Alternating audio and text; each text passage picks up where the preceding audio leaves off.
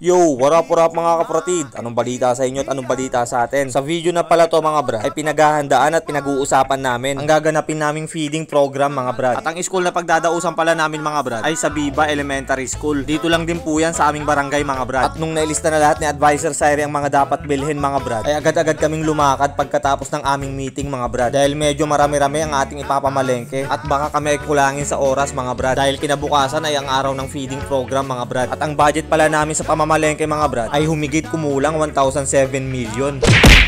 Aray naman. Siyempre, joke lang yon mga brad. At nung kami papaalis na mga brad, ay biglang humarang si Brad Glenn. Pero hindi ko na narinig kung anong pinag-usapan nila na Advisor Syrie mga brad. Kaya magpatuloy na tayo sa aming pupuntahan mga brad. Kasama ko pala dyan si Brad Romel. At ang nasa unahan namin mga brad ay si Advisor Syrie at si Brad Kenneth. At nasa loob ng tricycle si VGS Romulo at si Brad Greg mga brad. Pagkalipas ng ilang minuto mga brad ay nakarating na rin kami sa bayan. Wala nang iba mga brad, ang bayan ng Malasiki, Pangasinan. Naghintay lang kami saglit mga brad dahil naganap pa ng mapaparadahan ng tricycle itong mga kabrad natin bago tayo pumasok mga brad. After nyan mga brad ay sabay-sabay na rin kaming pumasok at agad din naman dumampot ng pushcart si Brad Kenneth. At unang-una naming hinanap mga brad ay ang macaroni or macaroni pasta mga brad, dahil sopas ang ihahanda at iluluto namin para sa feeding program mga brad. At sunod ay ang mantikilya or margarine na dinampot lang katabi ng asin mga brad. At ang pamintang pino na halatang tinabilang sa suka at toyo mga brad.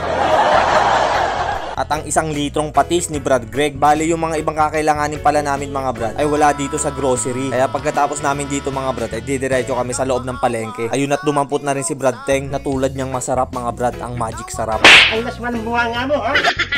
Sa dami namin na grocery mga brad ay hirap pa kaming mahanap ang aming mga kailangang bilhin. Kaya itong si Brad Kenneth ay dumampot na lang ng lampen size XXL. At hindi mahuhuli mga brad ang gatas na Eva para sa mas malasa at mas masarap. Dahil tulad nating mga akro, masarap, magmahal. Bakit ganyan na inaasal mo?